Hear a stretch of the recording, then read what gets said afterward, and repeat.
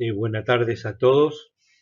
Queríamos ahora presentarles algunas ideas en torno al potencial de riego en el litoral norte del país, específicamente más en el área de Salto y Artigas, que es donde más acciona nuestra estación experimental.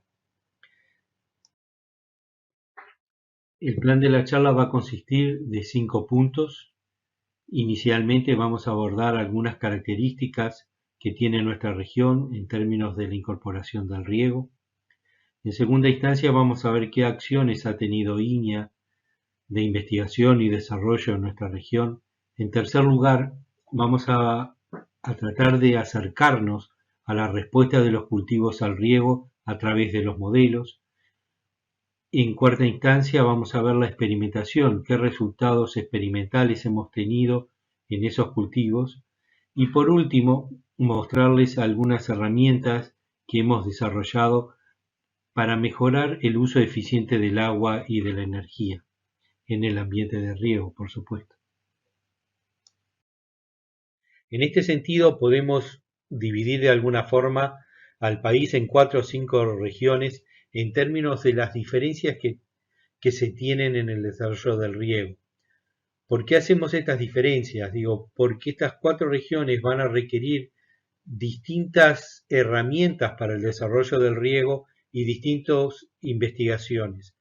Quizás esas diferencias están debidas fundamentalmente a los rubros de producción que ellos ha llevado durante el tiempo a diferente cultura y experiencia en el uso del riego en las distintas regiones. Esto ha llevado al mismo tiempo, al uso de distintos métodos presurizados en unas zonas, riegos por superficie, riegos por inundación en otros. Al mismo tiempo, esto va creando distinta disponibilidad de recursos humanos, distintos grados de inversión y de innovación por parte de los técnicos y productores. Y por último, claramente diferencias regionales en los suelos, que no es menor, aunque parece de sentido común, pero no es menor en la determinación de cuál es el mejor método de riego para determinados cultivos. Rápidamente vamos a ver una región en el litoral oeste, donde predominan los cultivos agrícolas, quizás con los mejores suelos, y donde hay un predominio de métodos de riego presurizados, fundamentalmente pivot. Son productores con mayor capacidad de inversión y claramente con mayor innovación.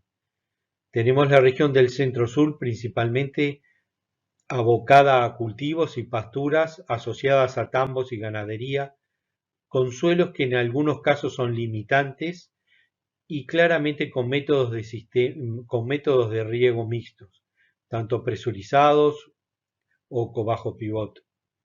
Los pivotes presurizados, algunas diferencias en los sistemas presurizados.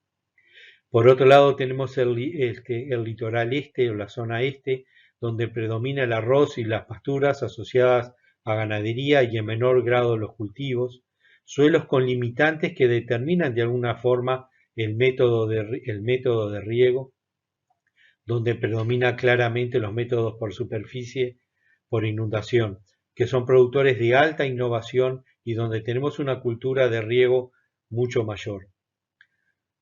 Al mismo tiempo tenemos el litoral norte, donde principalmente predominan las pasturas, algo de arroz, cultivos y caña de azúcar, y también cultivos intensivos, ¿verdad? De cítricos, vid y cultivos protegidos con más experiencia en riego. Tenemos suelos con más limitantes y donde quizás de alguna forma los sistemas por superficie son los predominantes. No quería olvidarme del área sur del país, donde la zona hortifrutícola, fundamentalmente Montevideo y Canelones, principalmente abocada a frutales, vid y hortalizas, donde la experiencia de riego es mayor y especialmente en los riegos por superficie, en surco, y en los sistemas presurizados por goteo. En este sentido, todas nuestras zonas de producción tienen que ir balanceándose en el diseño del riego y en el desarrollo, con esos pronósticos que tenemos bastante precisos para enero, febrero y marzo, en los cuales supuestamente los años venideros, la intensidad de la lluvia va a ser mayor en muchas partes de nuestro país, pero al mismo tiempo va a aumentar el escurrimiento superficial. Y esto no es un tema menor en el tema del diseño del riego y del método de riego. Por otro lado, tenemos que compatibilizar eso con una alta frecuencia de años en los cuales en enero, febrero y marzo tenemos déficit hídrico, déficit climáticos, donde la evapotranspiración supera claramente a la precipitación de forma variable y de distinta intensidad. Quisiera ahora mostrarles con un ejemplo la variabilidad en textura y estructura del suelo que tenemos en nuestra región. Quizá para ustedes no es nada novedoso, pero lo que sí podemos ver en este caso particular, cómo bajo un mismo área de un pivot central, cómo tenemos suelos de distinta calidad y de distinta textura. Como todos bien sabemos, la textura y la estructura del suelo tienen una influencia importante en la infiltración, en la porosidad y en la retención de agua en el suelo. Esto nos implica, que para nuestros suelos muchas veces vamos a tener que desarrollar sistemas de riego de más precisión o por lo menos adaptados a esta alta variabilidad de los suelos. Fíjense por otro lado ustedes cómo podemos usar la curva de infiltración promedio en el diseño, pero sin embargo la variabilidad del terreno es realmente enorme. Esto es exactamente dentro de un pivot, vemos cómo hay zonas de bajísima infiltración al suelo y otras zonas de infiltración muy aceptable. Esto es realmente importante para determinar los escurrimientos, las láminas y las precipitaciones de la pluviometría del pivot o del sistema de aspersión en nuestras condiciones de trabajo. A título de resumen, podemos ver cómo el arroz, la caña de azúcar, las pasturas y los cultivos se combinan en nuestra región, dando una mayor tradición al riego por superficie, donde tenemos más conocimientos, más experiencia, conocimientos técnicos y claramente recursos humanos. Pero al mismo tiempo tenemos una poca tradición en los riegos presurizados. Esta alta variabilidad de los suelos se transmite a alta variabilidad en los rendimientos en secano y con potenciales alcanzables en secano que son relativamente bajos, tanto para cultivos como para pasturas.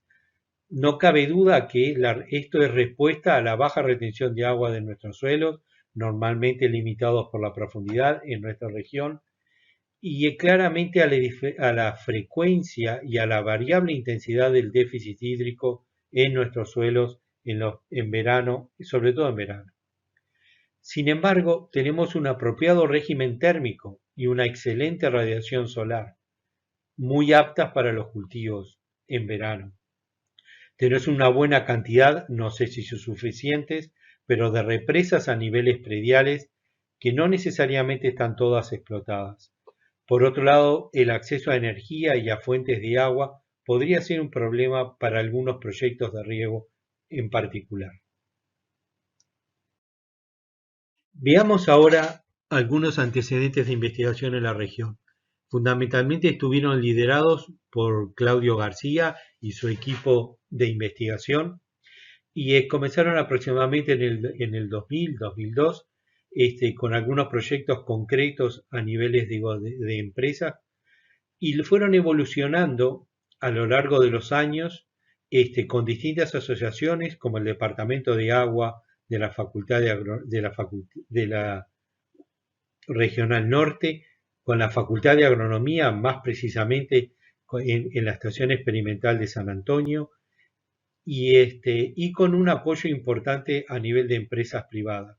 No quiero dejar de mencionar el Junco y a Donistar con todo el apoyo que ha dado al desarrollo del riego en todos estos años en toda nuestra región.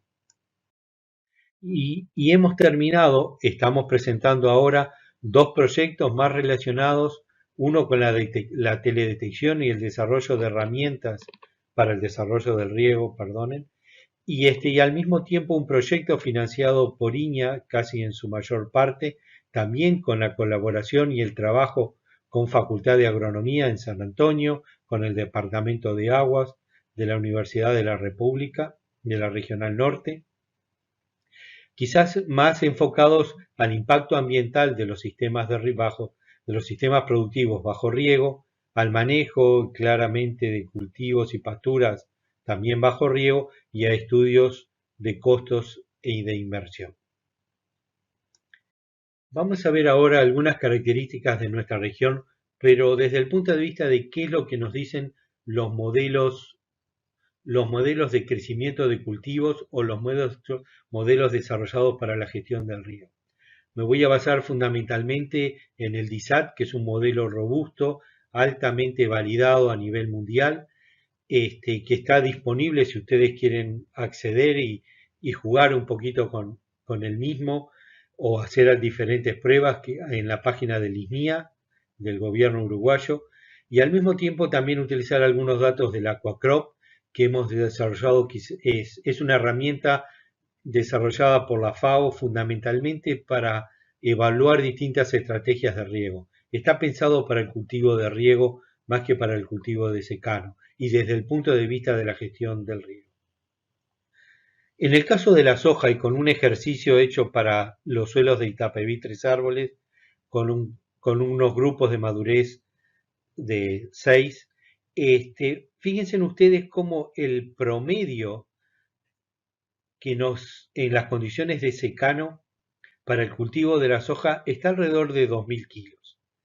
Y con una altísima variabilidad, digamos, desde prácticamente cultivos de menos de 500 kilos por hectárea hasta algunos años que podemos llegar a 4.000 kilos por hectárea. Mientras que cuando le incorporamos el riego, este promedio pasa a estar cercano a los 5.000 kilos. Pero al mismo tiempo, y quizás lo más importante, es la reducción de la variabilidad anual. Ahí entramos digamos, en mínimos de 4.000 kilos hasta máximos entre 5.600 kilos por hectárea.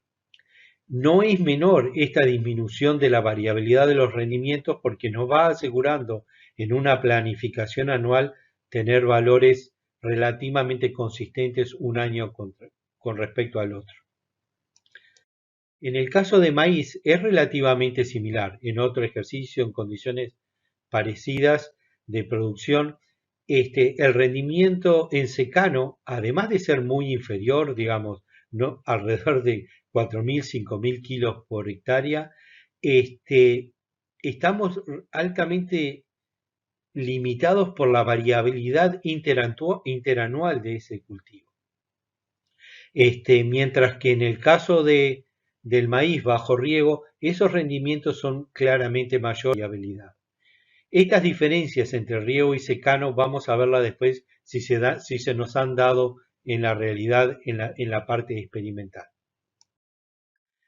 Quería mostrarles a través de esta gráfica cómo nosotros podemos tener buenos sistemas de riego y satisfacer la demanda de una forma con bastante precisa.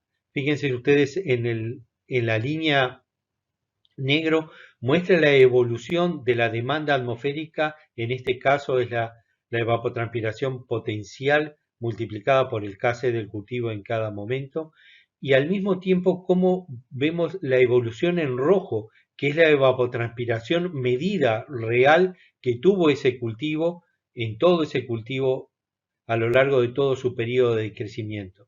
Podemos de esta forma medir y podemos de esta forma demostrar cómo un riego, que en este caso no fue perfecto, pero fue bastante armónico entre la demanda atmosférica y la evapotranspiración real que tuvo ese cultivo. Quería ahora mostrarles, algunos experimentos que hemos tenido, que se han hecho en nuestra región, que creo que son muy valederos y muy ejemplares de lo que podemos obtener. Fíjense ustedes que en el caso de del sorgo, que siempre se dice que es más resistente a las condiciones de falta de agua, como cuando se lo riega dan producciones realmente interesantes para la alimentación del ganado, para corte o directamente para grano. Este mismo experimento, esta forma de experimentar, también se había hecho unos años antes en el área de Tacuarembó para distintos años y prácticamente nunca el riego fue inferior a los testigos en secano. La mayor parte de los años, 2 de cada 3, el riego con distintas cantidades de aplicación de agua, pero el riego fue altamente significativo respecto al testigo, excepto un solo año donde el riego y el testigo fueron similares. Pero claramente la sostenibilidad productiva fue mayor en el caso del riego. Y esta variabilidad en las láminas de aplicación lo podemos ver también en el maíz. Este es un trabajo realmente realizado por García, por Claudio García, donde vemos cómo la variabilidad de la lámina de riego entre los distintos años de la producción del maíz tuvo un coeficiente de variación de 40%, que es relativamente alto, y podemos nosotros ver los valores absolutos que son variables entre los años, mientras que el rendimiento tuvo solamente una variabilidad menor, en un 13% en términos de coeficiente de variación. Estas variaciones en términos de la lámina de riego nos va a decir que estamos aplicando riego, pero no siempre el riego todos los años vamos a tener que aplicar la misma lámina de riego. En el caso de la soja, en trabajos realizados acá en la estación experimental de Facultad de Agronomía de San Antonio, podemos ver cómo en la medida que nosotros incrementamos la lámina de agua, la cantidad de agua que estamos aplicando al cultivo, fue mayor hasta cierto punto, luego del cual el rendimiento no lo aumentamos en la medida que aumentamos la cantidad de agua aplicada. Esto nos ha servido para tener una idea y para optimizar que entre riego y precipitación necesitamos en el área de Salto unos 650 a 700 milímetros durante todo el periodo de crecimiento. También en otras experiencias, digamos, en el área de Salto, en soja, podemos ver cómo la fecha de siembra afecta también el desempeño y la función de la aplicación del agua de riego, pero siempre hemos logrado que el rendimiento haya sido significativamente mayor que las condiciones de secano, cosa prevista de alguna forma por los modelos. Y si hacemos una comparación también con los grupos de madurez y las fechas de siembra, vemos que en el caso de Salto, a diferencia de los que nos puede llegar a estar pasando en el área de las Tanzuelas, en Colonia, los grupos de madurez, los, los grupos de madurez más cortos son aquellos que se han beneficiado más de la aplicación de agua con riego. La diferencia de rendimiento ha sido mayor, la diferencia de rendimiento entre riego y secano ha sido siempre mayor en los cultivos de ciclo más corto en el área de Salto. Finalmente quería mostrarles unos trabajos liderados por Claudio García que han sido pioneros y quizá de bastante largo plazo acá en el norte del país, donde se evalúan las mezclas de distintas pasturas sembradas con animales. En este sentido quería mostrarles a ustedes unos datos que él mismo me ha dado, donde vemos para diferentes mezclas, que diferentes mezclas también tienen diferente comportamiento en biomasa, con rendimientos realmente importantes en términos de biomasa en 3 años, pero por sobre todo con un rendimiento un rendimiento en la producción de carne realmente importante. Estamos teniendo prácticamente entre 500 y 600 kilos por hectárea kilos de carne por hectárea por año, anualizada por año. Que esto nos permite, digamos, hacer ecuaciones que creo que económicamente nos van a dejar unos márgenes netos importantes. Por último, quisiera comentarles de esta herramienta que tenemos, que es el GESIR, que estamos desarrollando y se va a poner a disponibilidad de los productores en el correr de un mes y medio, pero claramente para este ciclo productivo. El GESIR es una aplicación que va a permitir a los productores online trabajar y hacer distintos cálculos de cuáles son las mejores estrategias de riego para su condición propia. Es un modelo, basado en el modelo de balance hídrico del suelo de la FAO. Es un procedimiento estándar, bastante conocido, basado en este caso en el K6 simple, que fue desarrollado por un grupo de investigadores y técnicos de India. Fue desarrollado la aplicación, el procedimiento, claramente el modelo está basado en los procedimientos de la FAO. Está basado de alguna forma en determinar cuáles son las características propias del suelo en el cual vamos a poner el cultivo en sí mismo, y fundamentalmente evaluando muy bien las entradas y las salidas durante el periodo de crecimiento del cultivo. Quería mostrarles básicamente, por qué nos parece una herramienta importante. Fíjense ustedes en el extremo inferior izquierdo cómo podemos mostrar con una buena precisión, con un buen ajuste, la relación que hay entre el consumo de agua, o que hubo entre el consumo real de agua medido a través de sensores de contenido de agua del suelo en profundidad, con lo que nos daba el modelo. Y como ven ustedes, hay un muy buen ajuste para distintas condiciones de déficit hídrico del cultivo. Por último, esta aplicación web lo que va a permitir, es una selección del suelo, fundamentalmente a través de los grupos CONIAT, de la selección del suelo que tiene cada productor, donde está cada operación de riego, y personalizar, adaptar para las distintas situaciones de pluviometría, frecuencia, umbrales de riego que nosotros querramos poner en cada una de nuestras situaciones para desarrollar cuál va a ser la estrategia de riego de ese tiempo. La otra, y por último, la última característica importante que creo que tiene este modelo es la incorporación de datos climáticos de pronósticos a 10 días en adelante, basados por el Global Forecast System del NOAA de Estados Unidos, que nos permite pronosticar para las distintas regiones de Uruguay cuál va a ser la demanda atmosférica y al mismo tiempo cuál va a ser la pluviometría en los próximos 10 años. Esta característica le hace al sistema no solamente trabajar con datos personalizados que podemos tener de clima hacia atrás, podría decir, los propios de nuestra situación, sino también pronosticar cuál va a ser el desempeño del riego, para así a su vez tomar decisiones de si regar o no regar. Bueno, muchas gracias, y cualquier cosa estamos a disposición para las preguntas a continuación o después de este bloque. Muchas gracias a todos. Muchas gracias, Álvaro. Continuamos.